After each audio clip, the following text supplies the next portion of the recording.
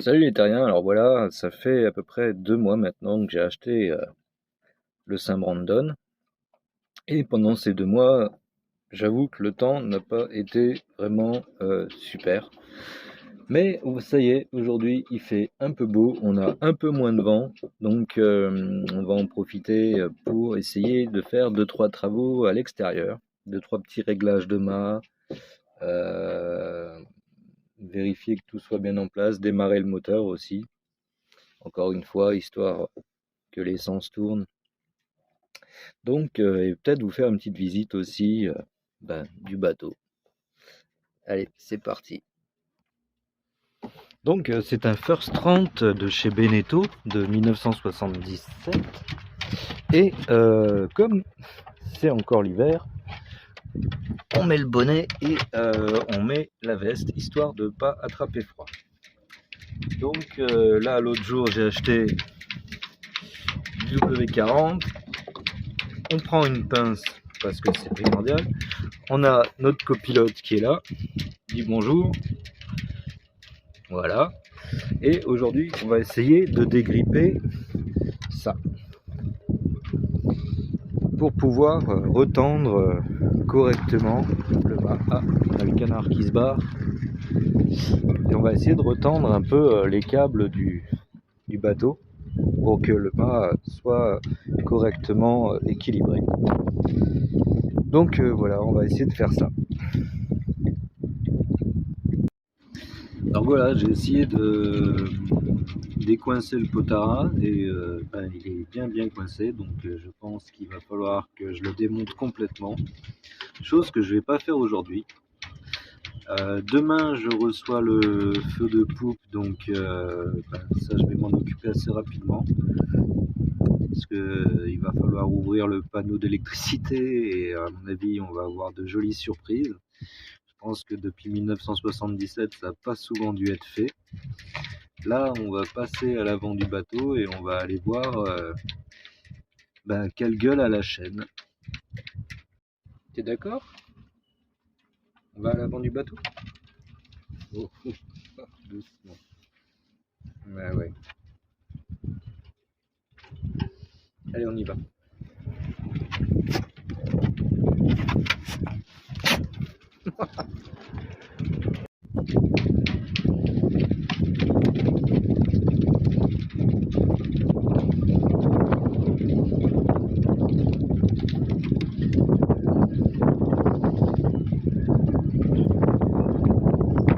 Voilà. Donc, normalement, la chaîne doit se trouver là-dedans.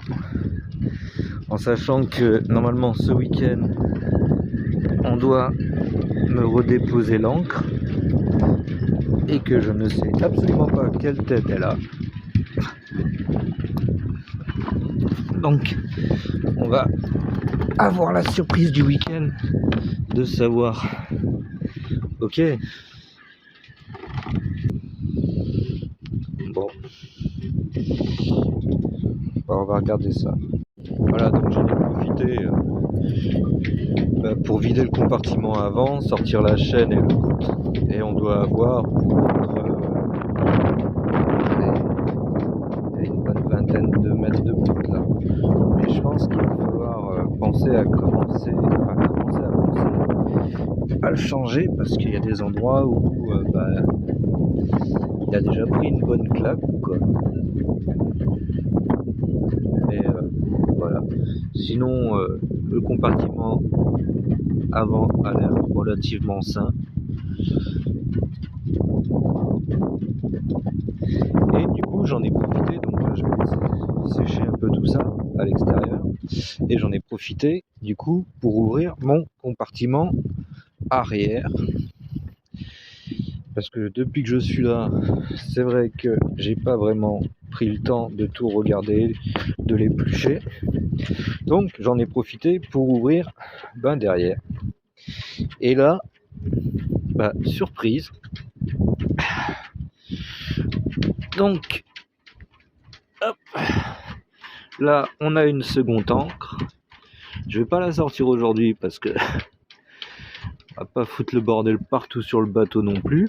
Mais on a des bouées supplémentaires, on a du cordage, on a le boot, et lui pareil, je me demande, il a l'air déjà plus fin que celui de la proue, et mais il a l'air en meilleur état. Déjà, ça c'est déjà une bonne nouvelle. On a jerrycan d'avance, on a même un filet pour les poiscailles. Et puis voilà, donc il y a quand même pas mal de choses, mais la belle surprise, c'est de voir l'ancre qui a l'air en pas trop mauvais état. Ça c'est déjà bien. C'est un peu rassurant en fait. Se dire qu'il y a quand même 2-3 trucs qui sont pas mal. Alors, comme je le disais, le bateau est de 1977, donc il n'est pas tout à fait d'hier. Mais c'est un très bon bateau. Ici, j'ai encore un compartiment de rangement.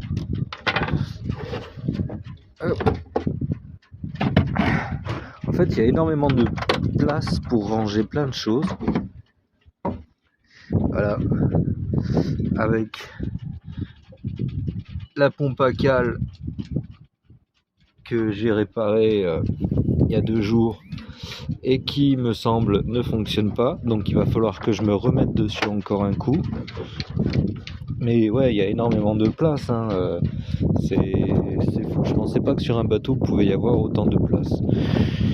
Donc voilà. Hop, on referme ça.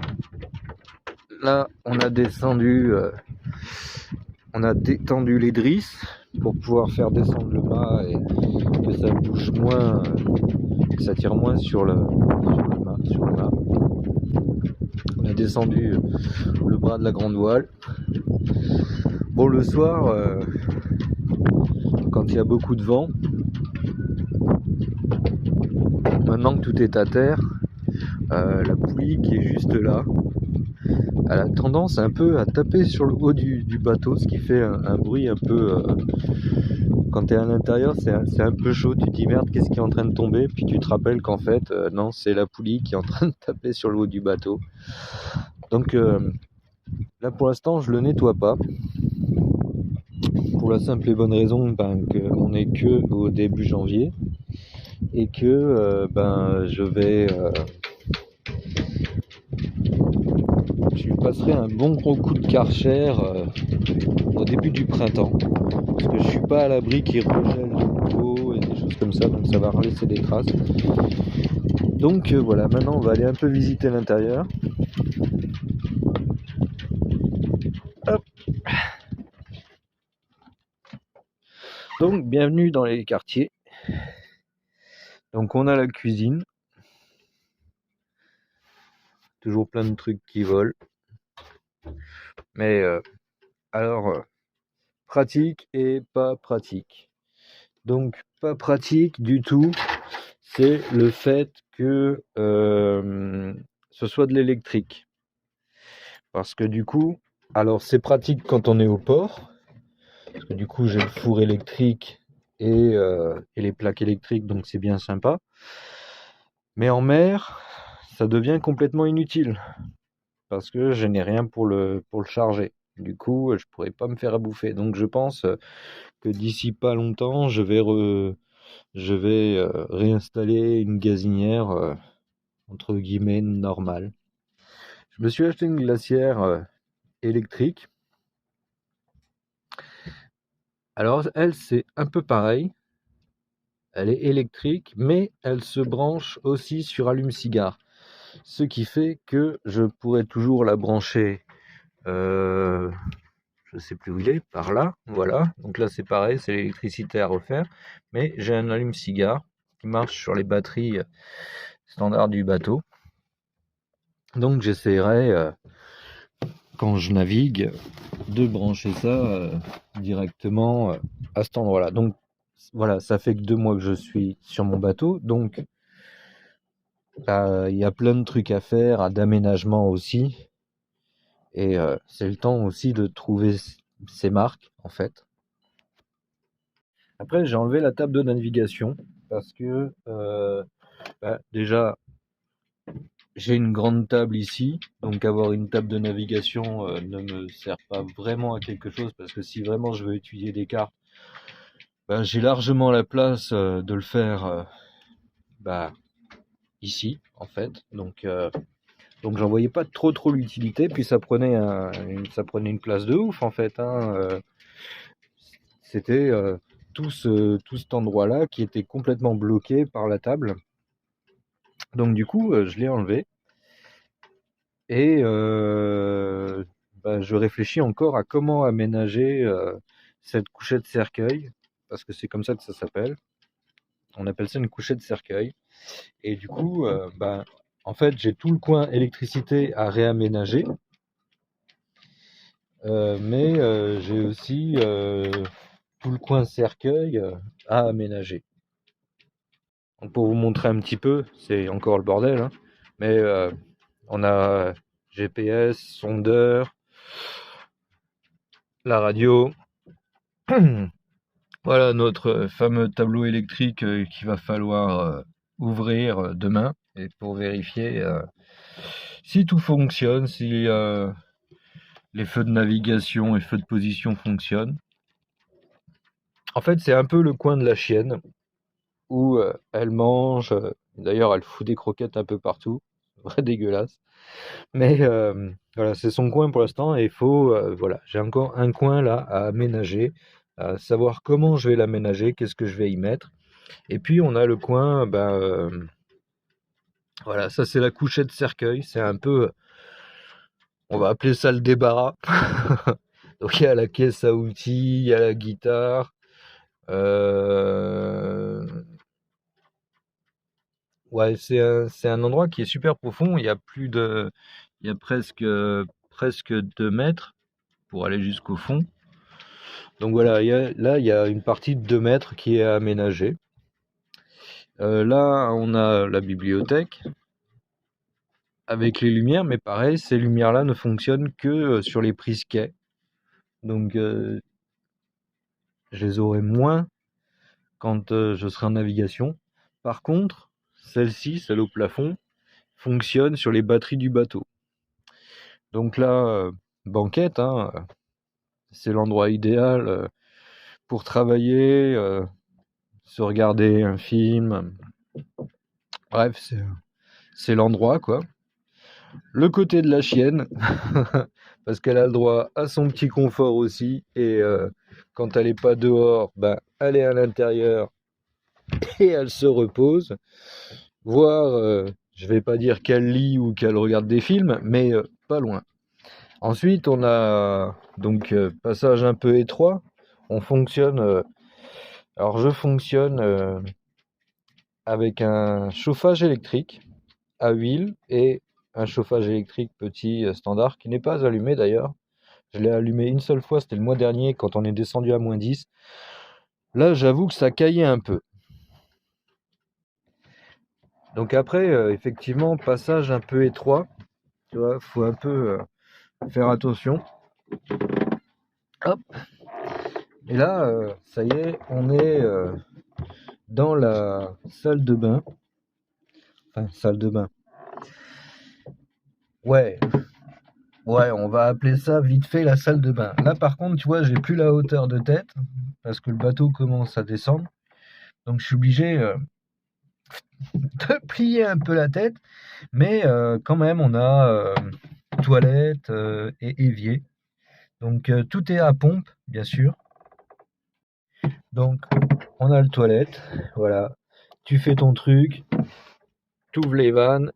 Ça ramène de l'eau de mer à l'intérieur. Tu refermes. Tu pompes. Et hop, ton truc part là où il doit partir en fait.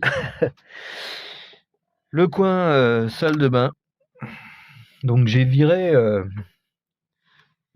ici il y avait un miroir avant et je l'ai viré parce que parce qu'il servait à rien, parce qu'on voyait plus rien dedans. J'aime bien avoir quelques bassines en plus pour ne serait-ce que économiser l'eau en fait. Donc dedans, tu peux faire la vaisselle. J'en ai une aussi coin cuisine, mais j'avoue que c'est bien pratique parce que du coup, tu peux économiser l'eau, ce qui est relativement cool. Tu peux mettre ta vaisselle à tremper et surtout, ça évite de trop utiliser l'évier normal qui lui a tendance à stagner un petit peu. En fait, moi j'aurais été le constructeur, j'aurais fait un truc un peu en biais pour que l'eau puisse directement partir. Et là, en fait, c'est très plat, ce qui fait que quand on l'utilise, l'eau a tendance à rester. Et surtout, par exemple, si tu t'es rasé, les poils ont énormément de mal à partir. Du coup, je me suis dit, une bassine, c'est bien pratique. Au moins, une fois rasé, hop, ça passe par-dessus bord et on est tranquille. Et du coup, comme je n'avais plus de miroir, je me suis rajouté un petit miroir un peu sympa. Voilà. Je me dis, ça fait tout à fait l'affaire. Il n'y a pas à se casser la tête pour pouvoir se raser. Voilà, ça c'est top. J'avoue, c'était un bon investissement. Ça a coûté 3 fois rien, mais c'est chouette. Et donc, voilà, pompe à pied pour tirer de l'eau. Et ça, c'est pas trop mal. Mais bon, une fois que t'as plus d'eau dans la poche d'eau, du coup, c'est mort, quoi, t'as plus rien. Alors du coup, maintenant, on va passer à un de mes endroits préférés du bateau. Je vous le cache pas, parce que il est ultra confortable quand même. Je pensais vraiment pas. Mais en fait, c'est un des endroits les plus confortables du bateau. Alors, on est à la proue du bateau, bien sûr. C'est la cabine. Alors effectivement, elle est un peu petite. Euh, c'est pas non plus. Je vis pas dans un yacht. Le bateau ne fait que 9 mètres. Mais j'avoue que quand t'es couché, t'es content d'être au lit et de pouvoir dormir en fait. Ça, c'est vraiment top. Donc voilà la cabine avant, cabine couchette. Et on voit que là-bas, c'est la proue du bateau en fait. Donc moi c'est mon endroit préféré. J'y passe pas beaucoup de temps parce que je me couche relativement tard. Parce que j'ai la tête toujours pleine de trucs, donc voilà. Alors là, effectivement, c'est fermé. J'ai fermé la trappe, mais si on ouvre, hop, ça y est, il fait beau. Enfin, il fait beau. Tout est relatif, j'ai envie de dire. Mais voilà. Enfin, j'aime bien fermer pour dormir parce qu'en fait, il y a tellement de condensation que ça a tendance à suinter par le hublot. Donc je préfère fermer et ne pas recevoir de gouttes sur la tronche pendant que je dors. Ce qui ne m'empêche pas, bien sûr, de me réveiller tôt. Genre, je me couche à 4 heures, à 9 heures, je suis réveillé. Je me suis acheté aussi un petit aspirateur électrique qui fonctionne aussi, du coup, sur le port, mais pas en mer. Mais c'est pas très grave parce que de toute façon, quand tu es en mer, tu as tellement de choses à voir et à faire attention que tu prends pas vraiment le temps de passer l'aspirateur, sauf si tu es amarré dans un port en fait. Donc là voilà, on retourne dans le carré, mais vu de l'autre sens. Donc ce qui est vachement pratique en fait, c'est ces compartiments là. Hop. Parce que c'est vrai que tu peux y mettre plein de choses. Il faut savoir que j'ai aussi des rangements dans les banquettes. Donc des rangements ici, derrière les banquettes. Mais on a aussi des rangements sous la banquette. Et c'est des deux côtés. Non, je vais vous montrer un peu la gueule du moteur. Alors voilà, comme on s'y attendait à peine pas, parce qu'on est quand même en Normandie, il y a du crachin, comme d'habitude. la pluie arrive, ça ne s'arrête jamais. Donc notre chère coéquipière est rentrée se poser sur son pieu. Ça va? Eh ben tant mieux. Donc comme je vous le disais, on va regarder un peu la gueule du moteur. Donc c'est un Volvo de 77 qui a été révisé et refait en 2004-2009. Et quand on le regarde comme ça, on peut se dire, ça fait flipper. Bon, oui et non, parce qu'en fait,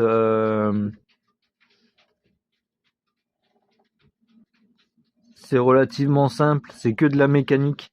Alors quand je dis simple, hein, ça n'est pas simple, mais c'est plus simple que s'il y avait de l'électronique. Donc beaucoup de pièces ont été changées dessus, déjà. Mais on n'est pas à l'abri qu'il y ait une avarie ou un truc à réparer en sortie. Donc, mais c'est une bonne chose de pouvoir y avoir facilement accès. Donc après, voilà, il y a plein de compartiments que je n'ai pas encore explorés. Mais voilà, on a les échappements. Enfin, c'est quand même... va falloir, quand il y a des petits travaux comme ça, être quand même relativement souple. Et alors normalement, il se démarre même à la manivelle, sauf que j'ai beau chercher dans le bateau, je trouve pas la manivelle du bateau. Donc en fait, elle démarre qu'à la batterie. Et chose qu'on ne sait pas encore, c'est si, et c'est pour ça qu'on va faire l'électricité demain, c'est si quand il tourne, l'alternateur renvoie le jus dans les batteries. Donc j'ai acheté un testeur d'électricité pour pouvoir savoir justement eh bien si les batteries se rechargent quand le moteur tourne. Ce qui serait franchement sympathique, parce que sinon, quand je vais partir voyager, si j'ai pas de batterie, ça pue un peu du cul, faut le dire.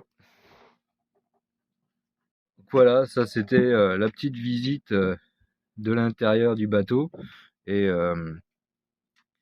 ça y est, la Garta est déjà prête à travailler sur le moteur. Un bébé. Et ce qu'on va faire, c'est vu qu'elle s'est levée, ce qui est une bonne chose, parce que les batteries et coupe-circuit sont sous son lit. Donc comme elle s'est levée, on va en profiter. Je vais ouvrir les coffres, mettre les coupe-circuits en route et on va démarrer le moteur pour le voir tourner un petit peu et l'entendre. Enfin que je vous le fasse entendre, moi je l'ai déjà entendu. Allez, c'est parti. Bon, je vous montre vite fait le compartiment des batteries avec batterie principale, batterie auxiliaire et en dessous, voilà, on a les interrupteurs. J'avoue que c'est un peu mal placé, mais au moins c'est dans un coffre. Donc il faut savoir qu'un bateau, c'est en vie, en fait. Il y a toujours plein de bruit, de grincements, de trucs. Au début, c'est un peu chaud, parce qu'on se dit, putain, pourquoi ça bouge et que ça grince? Enfin, bouger, oui, c'est normal, c'est la houle. C'est les vagues, c'est les mouvements. Mais on se dit toujours, mais putain, pourquoi il y a autant de bruit? Qu'est-ce que c'est? Donc en fait, on a tendance un peu à s'inquiéter pour tout, en se disant, est-ce que le mât va pas se démater, nous tomber dessus? On entend les poissons qui viennent gratter la coque. On entend plein de bruit et c'est très intéressant. Mais au final, on s'y fait très vite et ça ne nous empêche pas de dormir. Allez, on va démarrer le moteur. Voilà, donc comme je l'ai démarré il y a 2 jours, normalement, il ne devrait pas trop avoir de difficultés à démarrer.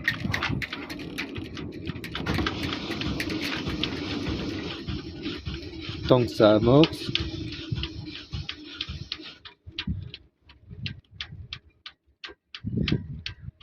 c'est quand même un diesel. Et voilà, c'est parti.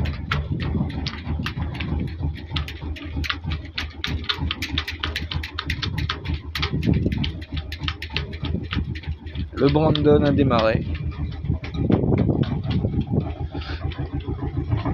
Ça crachouille derrière.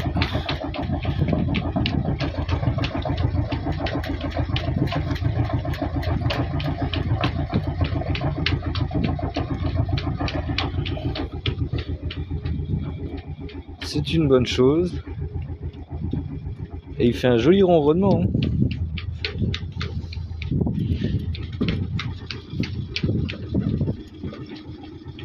Alors, vu de l'intérieur, ouais, ah, ça ronronne un peu plus de l'intérieur quand même. Mais on va le regarder. Ah, ça fait vibrer l'eau. C'est rigolo. On va regarder le moteur tourner. Hop.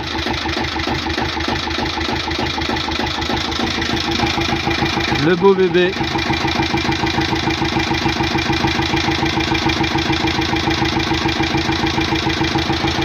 Ça c'est super. Voilà. Ah, c'est insonorisé quand même un peu. Hein. On voit que c'est bien qu'il y ait de la mousse à l'intérieur parce que sinon on s'entendrait pas. C'est vraiment chouette. Donc voilà, on va faire un peu d'entretien cet après-midi. Et puis j'ai hâte que le printemps arrive pour pouvoir faire les premières sorties. J'avoue qu'il y a quand même 2-3 trucs qu'il faut que je regarde avant. Mais voilà, hâte de pouvoir partir vers de nouvelles aventures. Donc j'espère que cette vidéo vous aura plu. J'ai fait au mieux pour vous montrer le Saint-Brandon dans son entièreté en fait. Et alors il y a toujours des petits trucs à faire, hein, mais la copilote est là. Allez, bonne journée à vous et encore une fois bonne année.